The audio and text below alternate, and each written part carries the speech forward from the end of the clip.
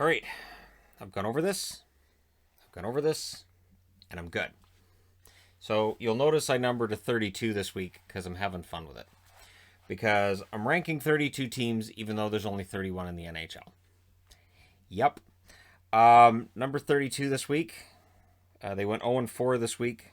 They're 6, 13, and 3. They dropped 2 spots from last week, and that's Buffalo. If you couldn't see Buffalo ending up 32nd in a 31-team league, well, and here's the brand new power rankings board. Made it a little more compact because the giant 4x2 board, I really don't need it this season. Next season, sure. This season, I really don't need that giant board. We're having basically a tournament this year, not really a full season with everybody playing everybody, so it just doesn't make any sense. So yeah, Buffalo's 32 out of a 31 team league, meaning that in 31st I have the Seattle Kraken. So here's how this is my Seattle Kraken magnet. I have a bunch of Seattle magnets already because I'm all set for next season. But Buffalo is just so bad. And despite the fact that Seattle doesn't have a team yet, would anybody be surprised if Seattle has a better roster and more united message than Buffalo on day one?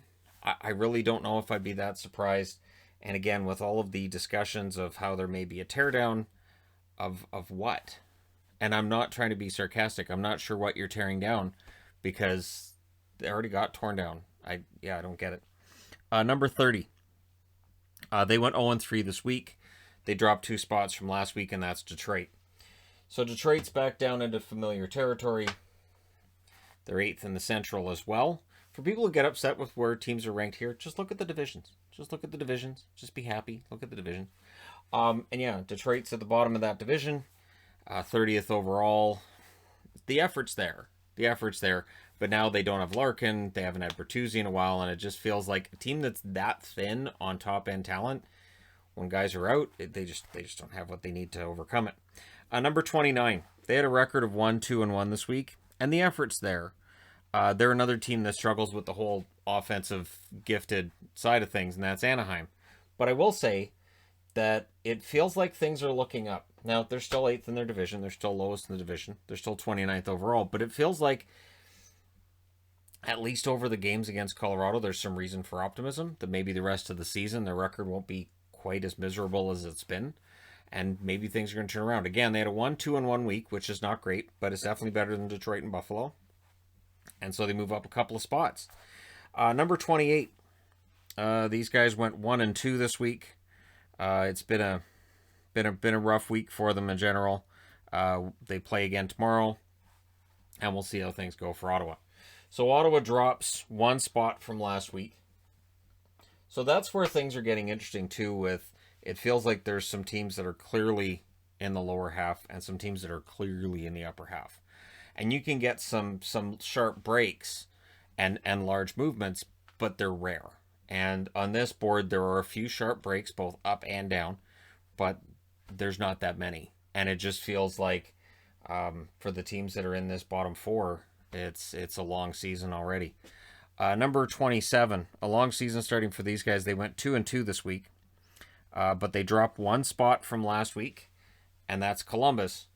So for Columbus, they're 27th overall. I now have them rated 7th in the Central, and this is where they're at. Again, 2-2, which is not a bad, but again, tonight against Dallas, a team they were ahead of, and then Dallas just beat them 5-0, and that's unusual, but again, maybe Dallas getting ready. They're like, okay, well, our next game we're playing against Nashville, so we're good. For Dallas, they were 1-2 this week with that victory over Columbus, so they actually dropped 3 spots from last week. They're down to 26th. And it's been a very rough go for Dallas, and it is a very busy schedule. Most weeks now, for the power rankings between now and the end of the season, they will be playing 4 games that week. I have a feeling there might even be weeks that'll be 5, where other teams are probably going to be playing 3 or 4. And so for Dallas, they have to suck it up, and they have to get it done, but they're going to have to get it done against some really good teams, and so far their record has not been great. So they're 26th I had them ahead of or below Columbus, and then they beat them 5-0. I thought, all right, well, I'll flip them with Columbus, but it's not a great endorsement for them right now. Sitting at number 25, dropping one spot from last week. They were 1-2-1 this week. San Jose. For the Sharks now, they're 25th. They're 7th in their division. And again, tonight against Vegas, Vegas was just a better team. And that was a game that San Jose needed. And San Jose's now lost 3 in a row for the first time this season. Again, this week they went 1-2-1. The 1, which is a win, was at the start, and then the 2-1 were after that. So for the Sharks, again, they needed to make some hay at home, and they really haven't. Number 24, this team moves up 6 spots from last week. They went 3-1, and they played very well. They've played well in their last 4 games, and that's Vancouver.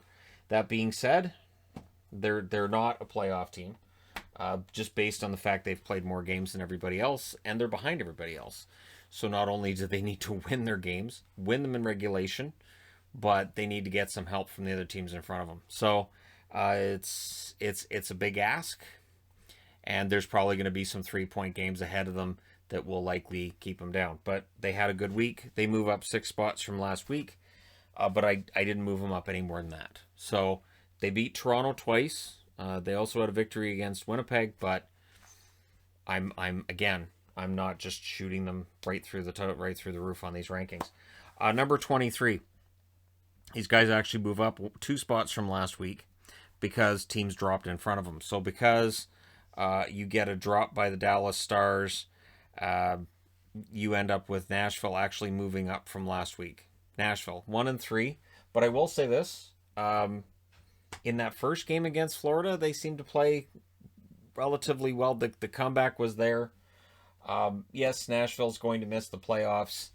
Nashville, though, I think is still playing better hockey than the 3 teams that are under them right now. We will see tomorrow against Dallas whether or not Nashville's still too highly rated. But this is where it gets interesting. The Central's already got 4 teams on the board, and it shows just how much we've drawn out the good teams in the Central from the teams that likely don't make the playoffs in the Central, and just, to me, how big that gap is becoming, right? Number 22, they moved down 1 spot this week. They lost 4 games. They did. And so for New Jersey, it's not a matter of them playing well. To me, it's a matter of the teams playing beneath them really haven't done anything to catch them. They really haven't. And this is what I've been talking about in reviews, where it feels like the teams that are here and down, that's it. And it's highly unlikely that we'll see a lot of movement where these teams move up into, say, this column on this board. Because I'm going to use this board from now on in the season. New Jersey's, yeah, they had a rough week. So did everybody else. So, do I put Nashville ahead of them? Nashville was 1-3. Do I put Vancouver ahead of them? Vancouver was 30th last week. So, Anyways, number 21. These guys move up 1 spot from last week, even though they only won 1 out of 3 games. And that's Calgary. I am still of the belief that Calgary is not out of this. And we'll see if Daryl Sutter being brought in as coach turns things around. I think it can. I think Daryl Sutter can be a very good influence on the locker room for that first year, year and a half, 2 years even that he's there. Eventually, players get tired of some of the messaging, but it's okay. I think Calgary could very well get hot, and they still have Montreal within shouting distance. Technically, Edmonton is as well, but that loss to Edmonton tonight really hurt. Number 20, they dropped 2 spots from last week. They went 1-1 this week. So for the LA Kings, it was a tough go. The end result of tonight kind of keeps them where I had them. Where again they played well against St. Louis, which I think says just how close these 2 teams are right now. And I know if you're a Blues fan, you're going to say, well, hey, we're playing well, but we've got all these injuries. I know. And for the Kings, I think it's important that they're able to hang with the Blues. The problem is they're still ceding points to teams that are ahead of them, and a 1-1 week means they're not gaining ground on anybody in front of them. So that's the problem there. Number 19, these guys went 3-1 this week. They stay in the same spot, but again, for the Rangers, I think there's a possibility that they move up. There's a possibility. We'll see this coming week whether or not that 3-1 is a sign of things getting better, or if it just means they had some good games against poorer opponents, or what's going on here. And so we'll see how they do this week. But I still have them at 19th. I still think I've got them right around where they belong. It is going to be difficult for them to make the playoffs. It is a very tough division. Number 18. Moving up 2 spots from last week. They went 2-1 this week. And that's the Coyotes. And they won with the Space Coyote. That's not supposed to happen. So I still have them 5th in their division. I have them 18th overall. The Coyotes are starting to get some good offense. I think Darcy Kemper having a big game tonight was important too. And so Arizona might be able to make some noise. They're currently 11-10-3. Maybe they make some noise. Maybe we see them take a step closer to the playoffs. But again, I need to see what they can do against Vegas, St. Louis. They need to win games against Vegas, St. Louis, Minnesota, and Colorado. Those are the 4 that are ahead that are going to be tough, and I really think those are the 4 teams that end up making the playoffs. Number 17. What a week of turmoil this was. They end up going 2-0-1. Montreal, same spot as last week, so still 17th. I still have them 4th. Notice 4th in their division, so I still have them higher than Calgary, Vancouver, and Ottawa. And really for Montreal, that's the question. Can you stay ahead of Calgary? And if you're a Montreal fan going, yeah, they can stay ahead of Calgary, then they make the playoffs. Because Ottawa's not going to catch them. Vancouver's not going to catch them. So they can make the playoffs. And it's a matter of what do they do when they get there. Can they really look to upset? If Toronto's the number 1 seed, can Montreal upset them?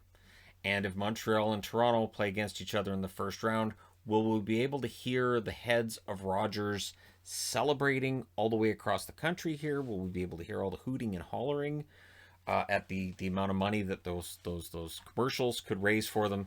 The ratings would be right through the roof. So everybody's kind of secretly rooting for Montreal-Toronto. Even I wouldn't mind a Montreal-Toronto first round because we haven't seen that in forever. So, yeah, I'm pretty sure it's never happened since I've been watching hockey. I'm 99.99999% sure. I just won't put that last little bit of a percentage in case somebody says, actually back in 1980. No, they weren't even in the same division. So, yeah, number 16. These guys took a dive this week. Now, they end up saving their week. They're 13-9-1. They end up 2-2 on the week. But I'm more alarmed by Pittsburgh's losses than I'm assured by their victories. So Pittsburgh, again, takes a major drop. Notice they're 5th in the division. They were 2nd in the division last week. There was that one loss where I said, wow, this is the worst game I've seen Pittsburgh play.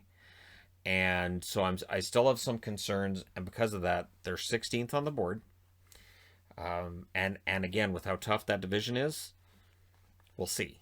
The win over Philadelphia today looked pretty good, but we'll see if that's a sign of things turning around or what it is, because Pittsburgh has been a matter of game after game after game, being able to get that consistency in their game. That's what I'm looking for with Pittsburgh, and this week was wildly inconsistent.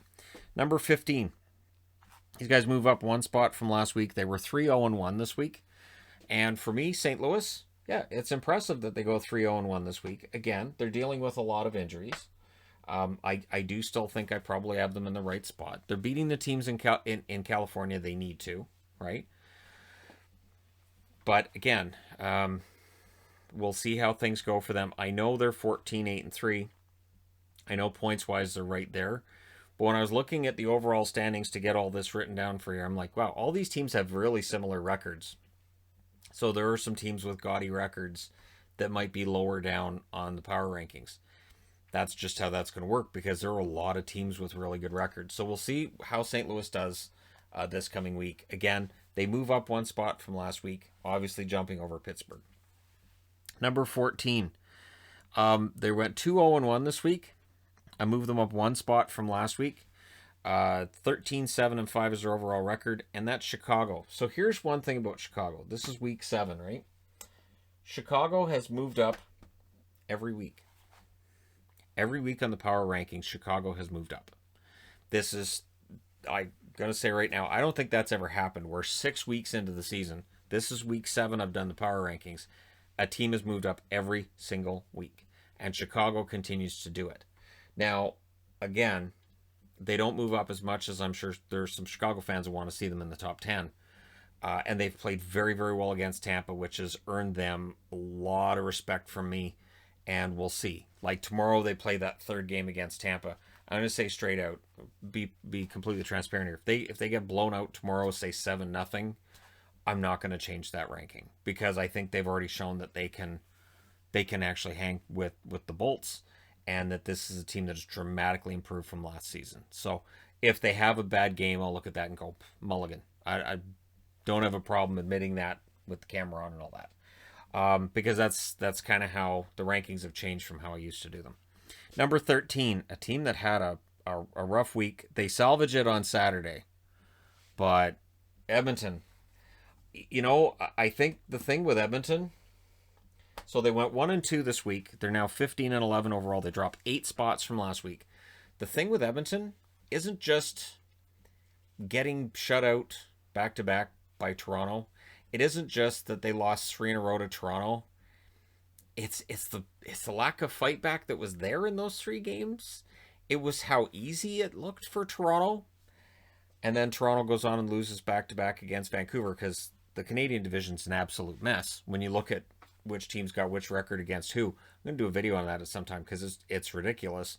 But, yeah, for Edmonton, I don't know. They looked great. They fell off in those 3 games against Toronto. Are they going to pick it up now? Because they got the comeback victory against Calgary. Is this a sign that now they're going to start moving up again? I really don't know. So we'll see if there's a new trend developing. If there is, they can jump right back into the top 10.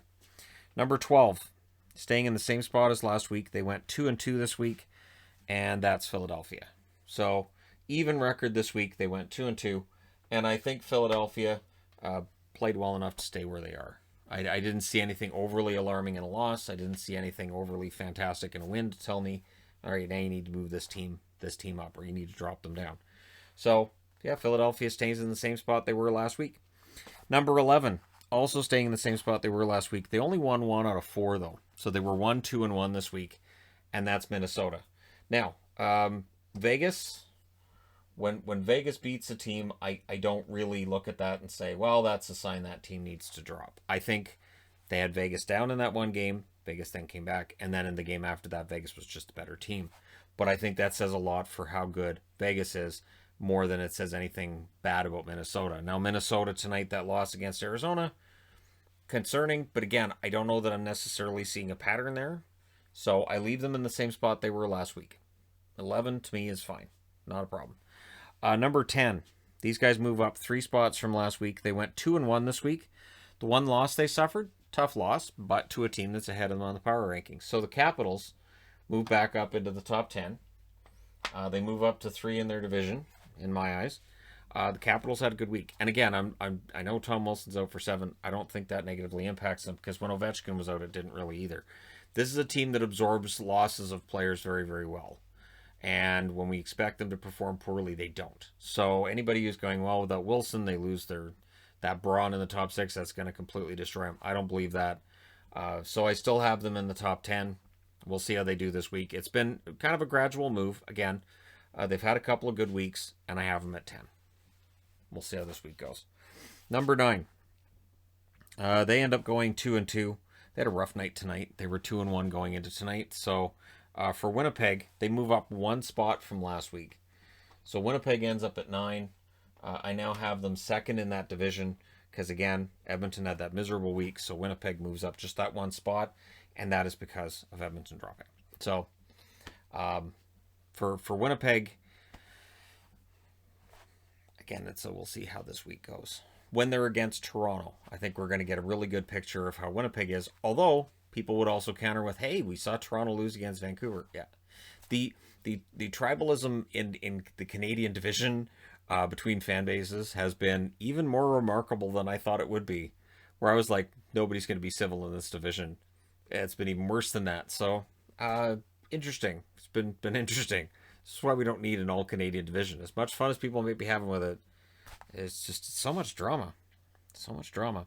Number 8, here's a big jump. They went 4-0 this week. And they are playing like a well-oiled machine, and they are playing their game, and they are forcing other teams to play their game as well. So again, they go 4-0 this week. They're now 14-6-4, and don't look now, but the Islanders move up 6 spots from last week. 6. And right now I have them second in their division. The Islanders have looked great. And whether it's their goaltending, Sorokin's been getting better. Since that rough first game or two, he's looked much better.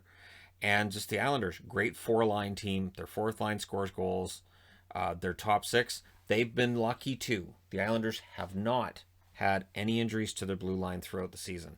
They've had the same 6 defensemen, the same 3 pairings the whole year. That's a huge difference maker and a huge benefit to them that other teams don't have. I'm not going to punish them for that.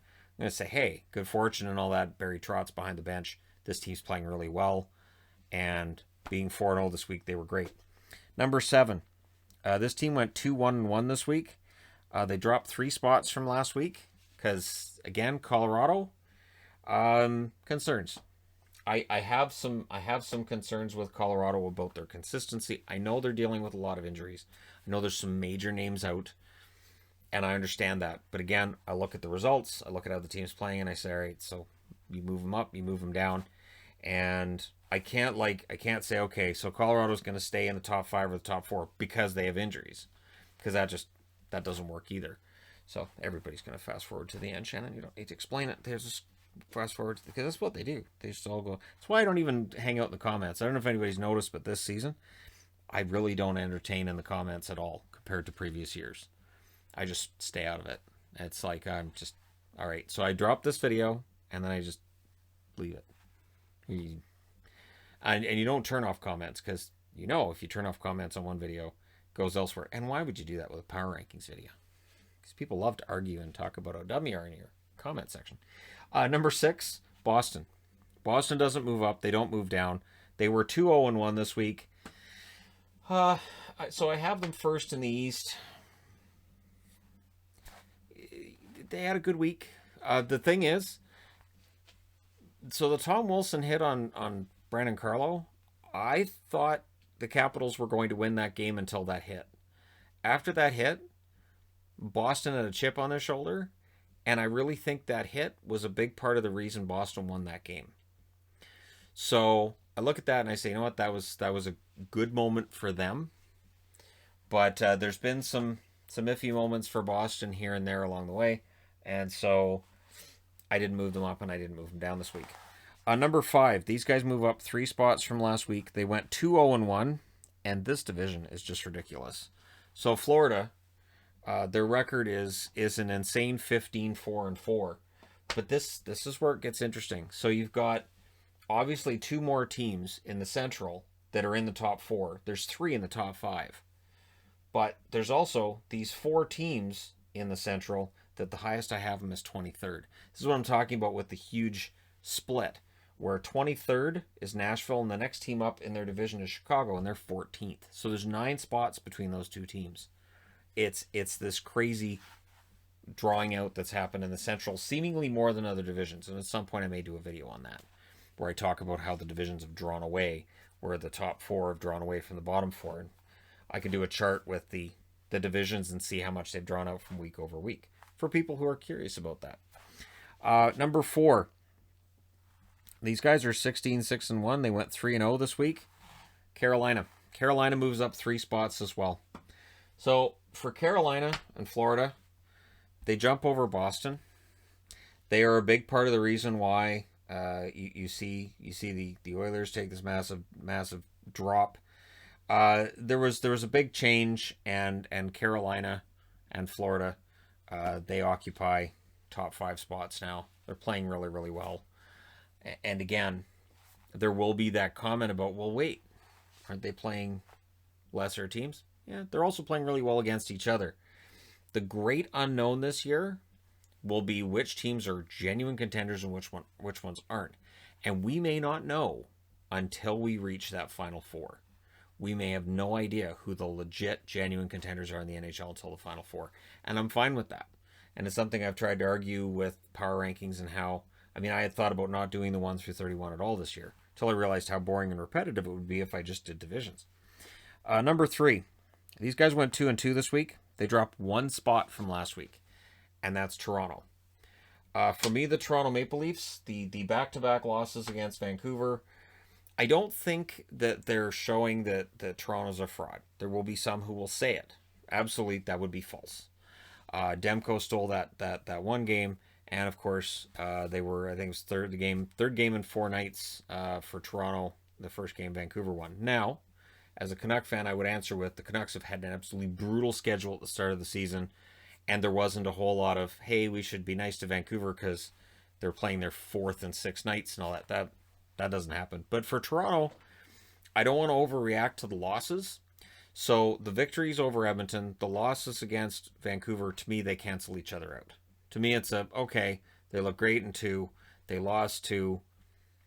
I'll just kind of say mulligan on this week. And the only reason they drop 1 spot is because the team passed them. That's all it is. I'm not viewing this as anything else. It's just a team passed them this week. Number 2. This team went 2-0-1 this week. Some of the most entertaining games of the year. They're 16-4-2 overall. And that's Tampa. Tampa Bay, I have first in that insane Central where we may have 3 teams that are legit contenders. Also, noteworthy, Atlantic. The Atlantic Division's pretty good. I'm just going to say, the Atlantic Division has been proven pretty good division. Not too shabby is what we're seeing this year with these teams now being in different divisions. We're seeing that the teams in the Atlantic are excellent. And it makes you wonder, maybe Florida didn't perform well because they don't play very well against Boston, or they have trouble with Toronto, or, this kind of thing. And it may just be that the matchups are beneficial to Florida. Tampa was always good. So for Tampa, another good week. I expect them to be top 3 right until the end of the season. I'd be very surprised if they were outside the top 3. So, number 1 this week should be self-explanatory. They went 4-0 this week. And Vegas seems to be getting better. So, the frustrating thing with Vegas is there have been a few games lately where I've been like, okay, so they're human. All right, they're going to lose this one. They're human. It's okay. It's all right. And then, nope. Whether it was Minnesota having a lead that then they didn't have, whether it was San Jose getting that weird bonky goal on Dansk, and then they win that one too, right?